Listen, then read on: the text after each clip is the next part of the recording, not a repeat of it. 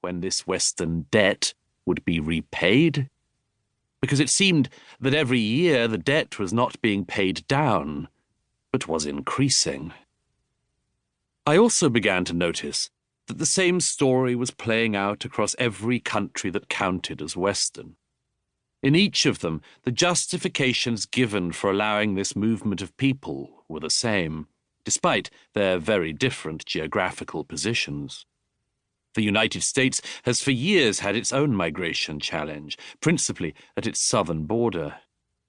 As I traveled throughout America, I heard the same arguments there as I heard back home in Britain and in Europe.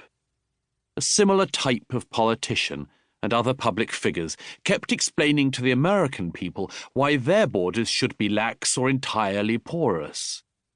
As in Europe, there were powerful individuals and entities claiming that the only countries that were civilized were those that let the world in. It was the same in Canada, and it was the same on the other side of the world, in Australia. Everywhere, societies that counted as Western, that is, European countries or countries descended from European civilization, experienced the same pattern of arguments. Nowhere that wasn't Western got any such treatment. Only the Western countries, spread across 3 continents, were told constantly that in order to have any legitimacy at all, to be even considered decent, they should swiftly and fundamentally alter their demographic makeup. The vision of the 21st century appeared to be that China would be allowed to remain China, the various countries of the Far and Middle East and Africa should be allowed, indeed expected, to remain as they were, or even return to something they may have once been. But the countries identifiable as the countries of the West were expected to become something else or lose all legitimacy.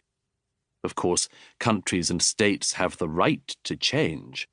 Over time, a certain amount of change is inevitable. But there seemed something loaded in what was going on, something unbalanced and off-kilter.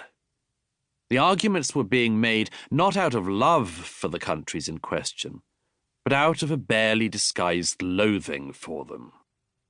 In the eyes of many people, not least within their own populations, these countries appeared to have done something wrong, something for which they must atone. The West was the problem. The dissolving of the West was a solution. There were other signs that something was amiss. In 2019, I tackled some of these in The Madness of Crowds. I addressed the challenge raised by identity politics, specifically the attempt to break down Western societies along lines of sex, sexuality, and race. After the 20th century, national identity had become a shameful form of belonging, and all these other forms of belonging suddenly appeared in its place. Now people were being told to consider themselves as members of other specific groupings. They were gay or straight, men or women, black or white. These forms of belonging were also loaded to lean in an anti-Western direction. Gays were celebrated so long as they were queer and wanted to pull down all existing institutions. Gays who just wanted to get on with life or actually liked the Western world were sidelined. Likewise, so long as feminists were attacking male structures, Western capitalism and much more, they were useful. Feminists who didn't toe that line or thought they were comparatively well off in the West were treated as sellouts at best, enemies at worst. The discourse on race grew even worse. Racial minorities who had integrated well in the West, contributed to the West, and were even admiring of the West, were increasingly treated as though they were race traitors, as though another allegiance were expected of them. Radicals who wanted to tear everything down were venerated. Black Americans and others who wanted to celebrate the West and add to it were talked to and about as though they were apostates.